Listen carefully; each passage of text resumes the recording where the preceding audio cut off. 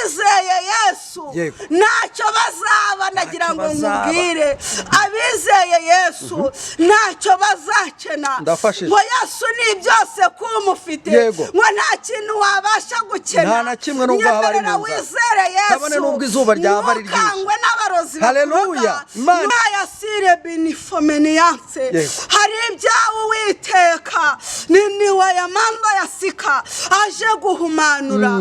Yesu hari amahoro aje kuguha, wari ufite amahoro mu buzima bwawe, kugeza iyi saha uricara ukibaza ngo mbese amahoro nari mfite yagiye he? Ntabwo ngo akagezi kawe Imana ije kugahumanura, kandi nubwo wabonaga ko byapfaga ntabwo bizongera gupfa ukundi. Amen. Haleluya. Nubwo wabonaga ko byari byaranze, kubera ko wizeye Imana, Imana ikazi gahumanura, ntabwo yewe bizongera kwanga. Imana izahumanura ibyawe byari byarahumanye. Haleluya. Iyo Imana izahumanura ibyawe byari byarahumanye. Birashoboka ko abana bawe babahumanije, birashoboka ko ari ninde magorwa ry'uburozi buri munsi baraguhumanyije, ariko mu ijuru hari Imana ishoboye byose, mu ijuru hari Imana itajya inanirwa, mu ijuru hari Imana arangije kukegera, ngo amaze kukegera ngo aragahumanura, arababwira ngo uhereye none ngo aya mazi agize ute arahumanutse, ngo kandi aya mazi nta muntu azongera kugira ute kwica. Haleluya. Amina. Abizeye Yesu nuryumve mu mubiri, baramwinginga cyane, baramubwira ngo nubwo uyu mudugudu ureba ari mwiza, ariko amazi yaharanduye, ngo ndetse n'imyaka yaho yagize ute ngo yararumbye.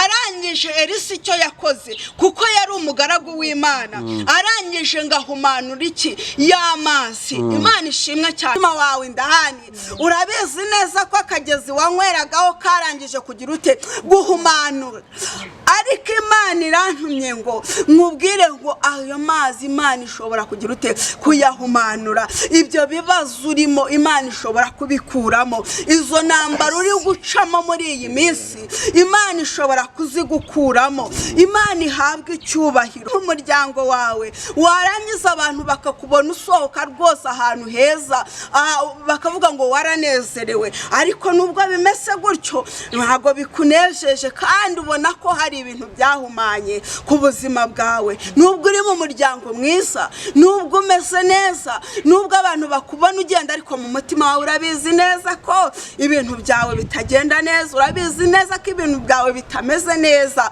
Niyo mpamvu begereye umugaragu w'Imana.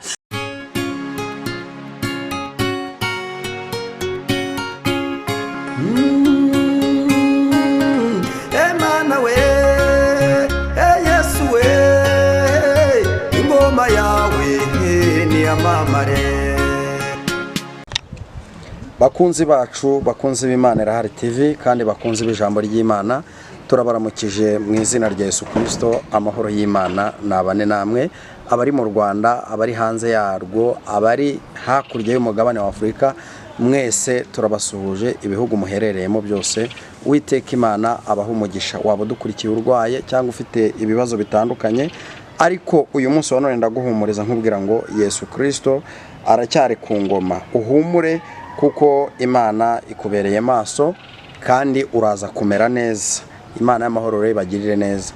Nkuko bisanzwe rero twongeye kwakira umutumirwa wacu, si ubwa mbere tumwakiriye, ariko ndagira ngo yongere abasuhuze, abibwire, ubundi dukomeze. Karibu mukozi w'Imana. Yesu nashimwe cyane. Mahoro y'Imana bane namwe. Mazina ni Rebeka. Yesu aduhana umugisha. Yego, urakoze cyane Rebeka. Amakuru y'imisi? Amakuru ni meza. Urakomeye? Ndakomeye. Yesu uramwumva? Ndamwumva. Yesu uramwumva? Ndamwumva. Uri kumwumvira hehe? Umubiri wose. Imana ishimwe. Ati Yesu aramwumva umubiri wose. Ndakwifuriza nawe udukurikiye kugira ngo uwo mwami Yesu Kristo wapfuye akazuka abane nawe umwumve umubiri wose. Ariko ntumwumve umubiri wose gusa, ahubwo umwumve no mu mibereho yawe yose. Mu kazi kawe wumve Yesu, mu mibereho yawe wumve Yesu. Niba kandi utari kumwumva, ajya kumushaka. Rebeka araza kutubwira ariko ubundi reka nkubaze bura kugira umuntu abone Yesu bigenda gute? nuko amwizera kandi akihana ibyaha. Nuko amwizera kandi akihana ibyaha. Kugira ngo amubone agomba gusenga akamwizera kandi akihana n'ibyaha. Reka nanjye nongereho aka kantu ko guca bugufiya. Hari umugabo umwe witwa Zakayo we yagiye kumuranga abona abantu benshi bahuruye. We ngo yegera inama yo kurira igiti kugira ngo abashe kubona uwo mugabo bitewe nuko yari mugufiya. Waba umunyantege nkeya mu masengesho, waba ufite uburwayi butakwemerera kubyigana ngo uzamuke imisozi wirize ubusugire gute, ariko gira guca bugufiya, gira urukundo, umwami w'amahoro azabana nawe. Urakoze cyane mukozi w'Imana. Ndagira ngo aka kanya udushyire imbere y'Imana, twebwe abagukurikiye twese, nurangiza utugezeho message nziza Imana iguhaye. Karibu n'isengesho. Uri data wa twese mwiza, uri Imana ishoboye byose, uri Imana ivuga bikaba yategeka bigakomera. Turagushimye ko ugiye kubana natwe Mana, turakwiragije kugira ngo tuyoborwe nawe, tuyoborwe n'umwuka wawe wera, ubane natwe. Ijambo rigiye kunyura kuri iyi Imana Irahari TV rigire aho ridukura, rigire naho ridushyira, kandi ryomora imitima ya benshi. Urakoze kubyumvishe kandi ukaba ugiye kubana natwe, ni mu izina rya Yesu Kristo, amen. Karibu umukozi w'Imana, karibu n'ijambo ry'Imana. Murakoze cyane. Nk'uko bisanzwe rero tugiye gusoma ijambo ry'Imana, tugiye kuganira ku ijambo ry'Imana. Unyemerere kandi ijambo ry'Imana uryumve. Nuryumva Yesu araguha umugisha, nuryumva Yesu nawe arakugenderera kubwira ijambo ugiye kumva. Imana iduhane umugisha cyane. Tugiye gusoma ijambo riri mu Bami ba kabiri igice cya kabiri ku murongo wa 19, turasoma ku murongo wa 19 tugeze 22. Imana iduhane umugisha. Reka dusome mu izina rya Yesu. Umutwe w'amagambo uravuga ngo Elisa ahumanura amazi. Ngo Elisa ahumanura amazi. Niko umutwe w'amagambo uvuze. Birashoboka ko nawe hari ibintu byahumanye, ariko nkaba nicaye ahangaha kuko ndi umukozi w'Imana, kugira ngo ngire ibyo nza guhumanura byahumanye, kuko Imana ikuntumyeho. Nubyumvira rero Imana iragira ute, iraguha umugisha. Reka dusome ku murongo wa 19. Haravuga ngo bukeye abanyamudugudu babwira Elisa bati, dore uyu mudugudu uburyo ari heza, kuko ubireba databuja, ariko amazi yaho ni mabi, kandi muri iki gihugu imyaka irarumba. Aravuga ati, nimunzanire imperezo nshya muyishyiremo umunyu. Nuko barayimuzanira, arasohoka ajya ku isoko y'amazi aminjamo umunyu. Aravuga ati, Uwiteka aravuze ngo ahumanuye aya mazi, ntabwo azongera kwicana cyangwa kurumbya. Nuko amazi arahumanuka na bugingo n'ubu, kuko Elisa yavuze. Imana iduhane umugisha. Hallelujah. Ijambo ry'Imana ratubwiye ngo Elisa ahumanura amazi. Ngo bukeye abanyamudugudu babwira Elisa, baramwegera. Elisa yari muntu ki? Elisa yari umuhanuzi w'Imana, Elisa yari umukozi w'Imana. Elisa yahumekerwagamo n'Imana. Icyo yategekaga, kubera ko yari umukozi w'Imana, Imana yaramwumviraga. Ngo ariko abanyamudugudu bamubonye baramubwira ngo databuja, uyu mudugudu nubwo ubona ari mwiza, ariko amazi yaharanduye. Mana ishimwe cyane. Unyemerere iri jambo ryumve mu mwuka, nuryumve mu mubiri. Baramwinginga cyane, baramubwira ngo nubwo uyu mudugudu ureba ari mwiza, ariko amazi yaharanduye ngo ndetse n'imyaka yaho yagize ute ngo yararumbye.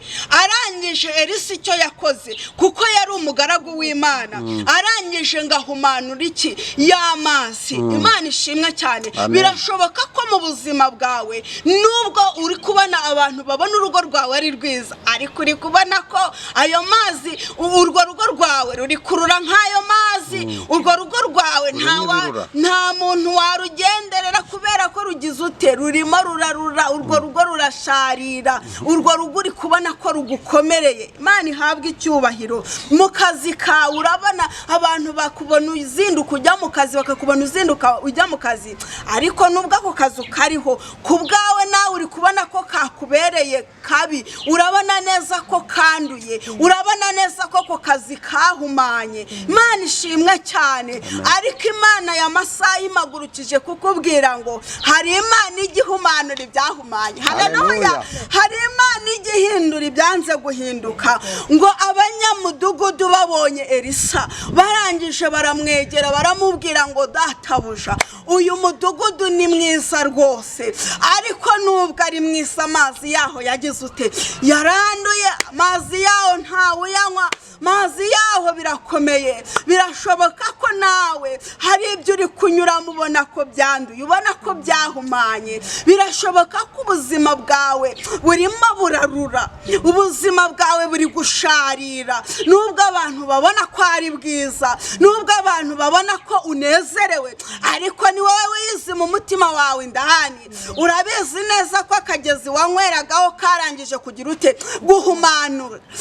Ariko Imana irantumye ngo nkubwire ngo ayo mazi Imana ishobora kugira ute kuyahumanura. Ibyo bibazo urimo Imana ishobora kubikuramo. Izo ntambara uri gucamo muri iyi minsi Imana ishobora kuzigukuramo. Imana ihabwa icyubahiro. Birashoboka ko uri mu muryango, ukaba uri mu muryango wawe, warangiza abantu bakakubona usohoka rwose ahantu heza, bakavuga ngo waranezerewe, ariko nubwo bimeze gutyo ntabwo bikunejeje kandi ubona ko hari ibintu byahumanye ku buzima bwawe. Nubwo uri mu muryango mwiza, nubwo umeze neza, nubwo abantu bakubona ugenda, ariko mu mutima wawe urabizi neza ko ibintu byawe bitagenda neza, urabizi neza ko ibintu byawe bitameze neza.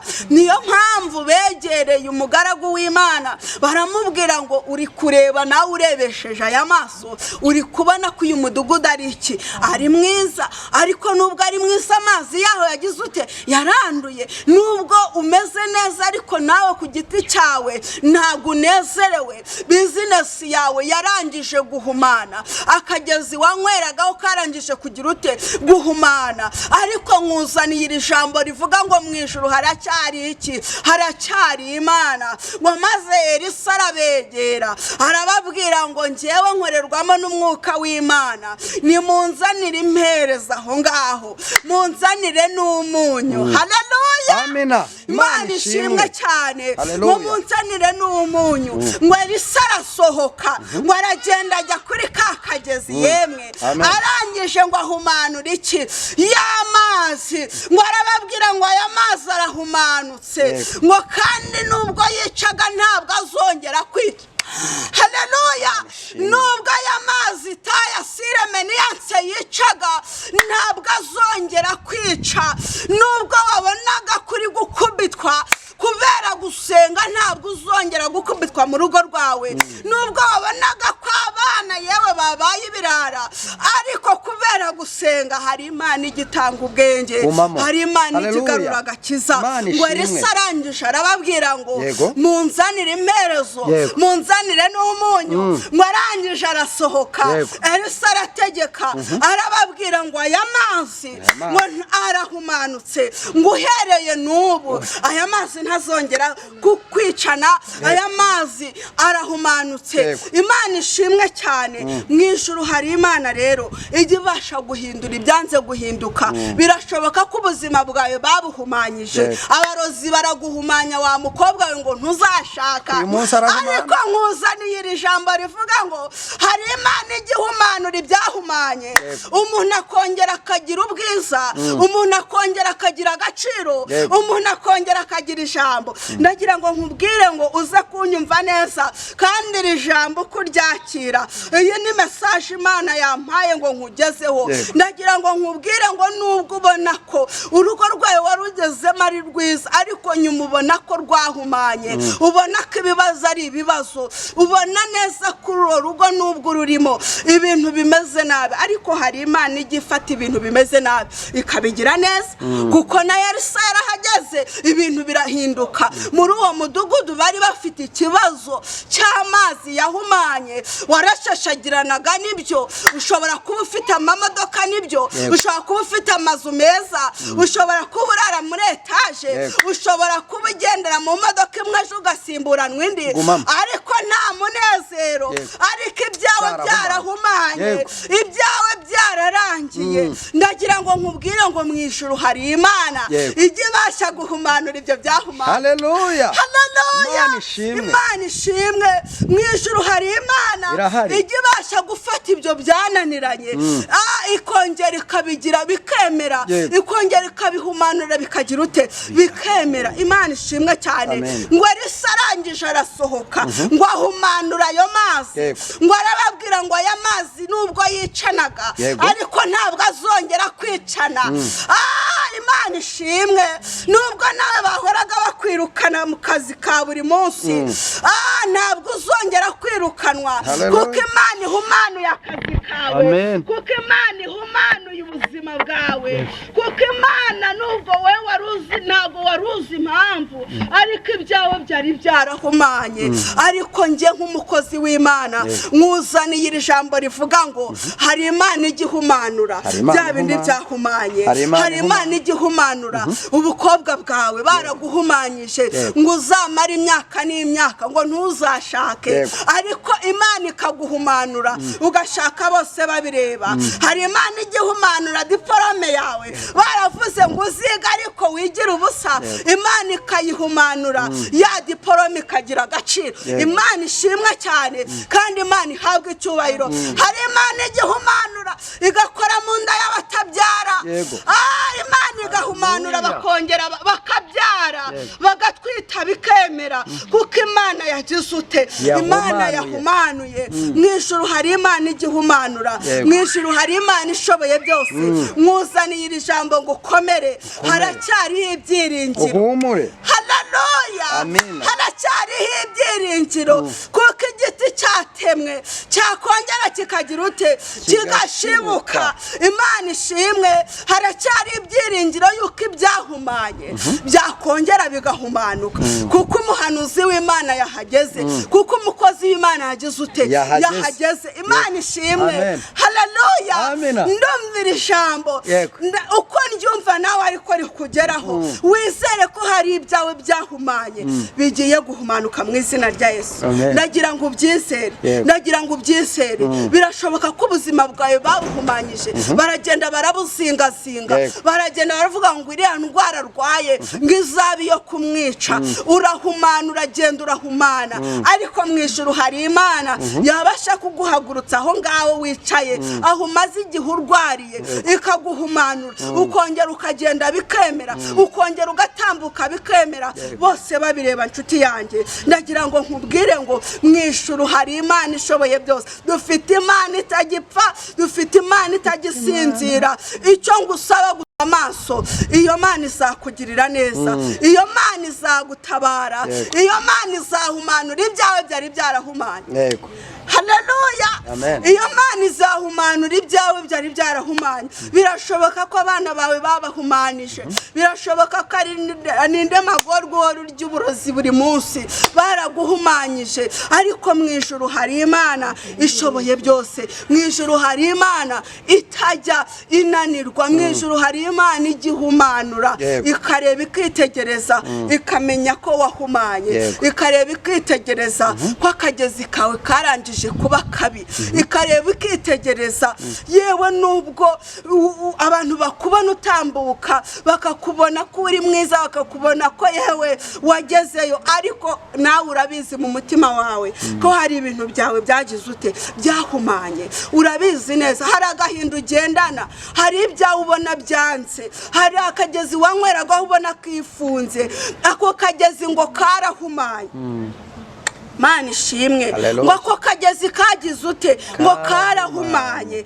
ariko nkuzaniye iri jambo rivuga ngo hari Imana ije guhumanura ako kagezi kawe kahumanye ngo Elisa arangije arababwira ngo munzanire imperezo munzanire n'umunyu arangije ngo arasohoka ngo yegera ka kagezi arangije kukegera ngo amaze kukegera ngo aragahumanura arababwira ngo uhereye none ngo aya mazi agize ute arahumanutse ngo kandi aya mazi nta muntu azongera kugira ute kwica haleluya amina abizeye Yesu ntacyo bazaba nagira ngo nkubwire abizeye Yesu ntacyo bazakena ngo Yesu ni byose kumufite ngo nta kintu wabasha gukena nta na kimwe nubwo haba ari mu wizere Yesu kabone nubwo izuba ryaba ari ryinshi ntukangwe n'abarozi haleluya ntukangwe n'abagutega iminsi nyemerera wizere Yesu iyo niyo password yonyine nkuzaniye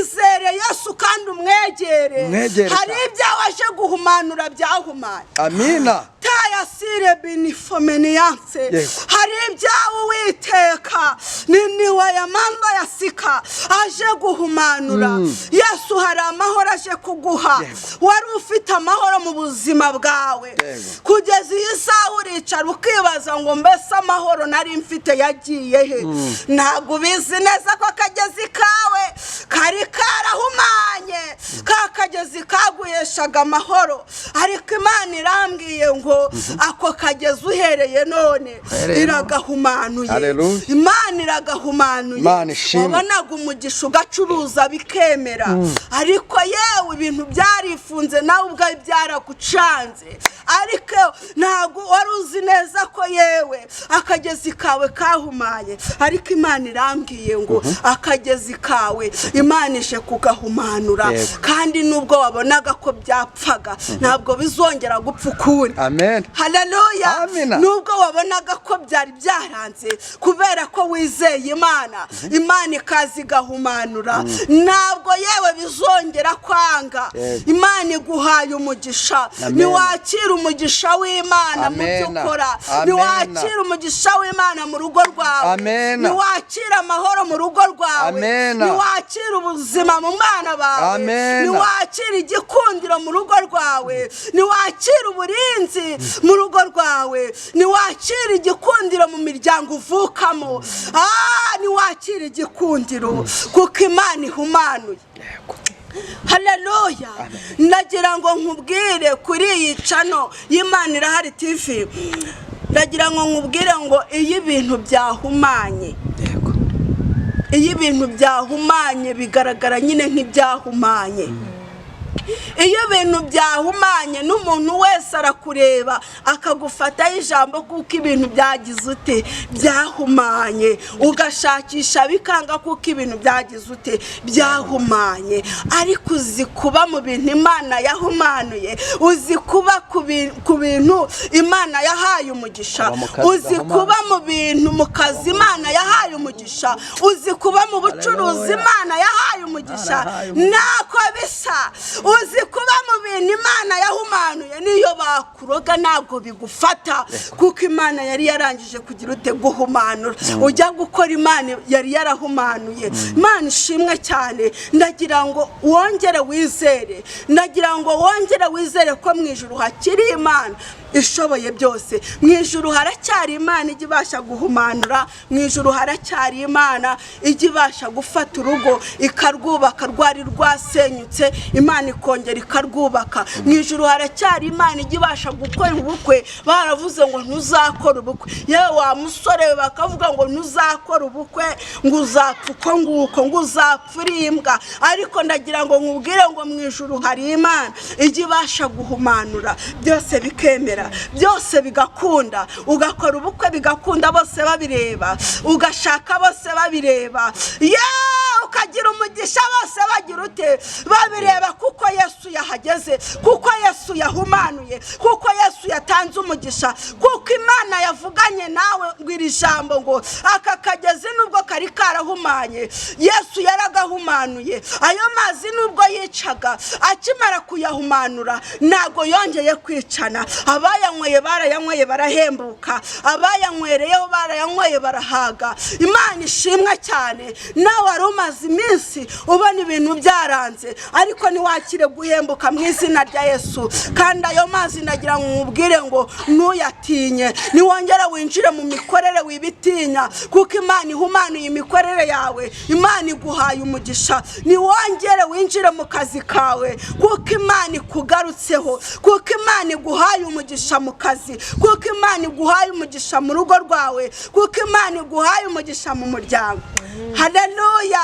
Imana ishimwe cyane. Elisa arangije aravuga ngo ayo mazi ntabwo yongeye kugira icyo atwara abantu, ntabwo yongeye kugira icyo atwara ubwoko bw'Imana. Ndagira ngo nkubwire ngo rero ahantu wari uhagaze mu ibanga ryawe rya wenyine, nubwo abantu bakubona gusohoka, bakakubona wambaye neza, bakakubona rwose usohoka umeze neza uri kujya mu kazi, hari ibintu byakugoraga, hari ibintu wabonaga ko byari byarahumanye, nawe uzi mu mutima wawe. Ndi kukubwira ngo aya magambo Yesu araje. Yesu araje guhumanura, Yesu araje gutanga umugisha, Yesu araje yewe guhumanura ibyawe byari byarahumanye. Yesu araje muvandimwe, Yesu araje wowe unkurikiranye, Yesu araje aje kukugirira neza, aje kugutabara. Yesu araje aje kugukuraho, aje kugukuraho igisuzuguriro abantu bari barakwambitse, aje kugukuraho igisuzuguriro umaranye igihe kinini, kubera ko Yesu yaje guhumanura. Imana ibaha umugisha, Imana ibagirire neza. Ijambo nari mfite ryari iryo ngiryo, kandi narinje kubabwira ngo hari Imana igihumanura, hari Imana igikora bikemera, hari Imana igitabara bikemera, hari Imana igifata ibyananiranye bigashoboka, kuko Imana yahageze. Imana igeze ku buzima bwawe bwose, muri business zawe, mu bana bawe, ku mutware wawe, ku mudamu wawe, yewe wa mukobwa we, wa musore w'Imana ikugezeho. Imana iguha umugisha wowe warunkurikiye, kandi wakire guhumanuka mu izina rya Yesu. Reka dusenge Imana. Uri data wa twese mwiza, uri nyakubaha Imana mwiza, uri Imana nukuri igibasha gufata ibyananiranye ikabigira ibyoroshye mu izina rya Yesu. Twebwe ibyo twabonaga ko byanze, Mana ubigashoboka kuko wahageze. Nushimwe ku bw'aya mazi uhumanuye ku buzima bwacu, nushimwe ku bw'aya mazi uhumanuye ku buzima bw'abagiye kugukurikira. Mu izina rya Yesu Kristo nuhabwe icyubahiro. Nyemerera urumvira ijambo wese, Mana rigira aho rimuvana rigena naho rimushyira, kandi abone ineza yawe, abone ko hari ibintu bihumanutse ku buzima bwe. Urakoze kubyumvise, kandi urakoze kutanze umugisha kuba agiye kurikurikirana.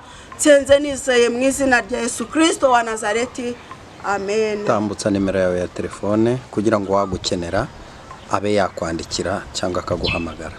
Murakoze. Nomero yanjye ya telefone ni 078 31 92 655. Iri no kuri WhatsApp wanyandikira nta kibazo. Imana ibahe umugisha. Urakoze cyane.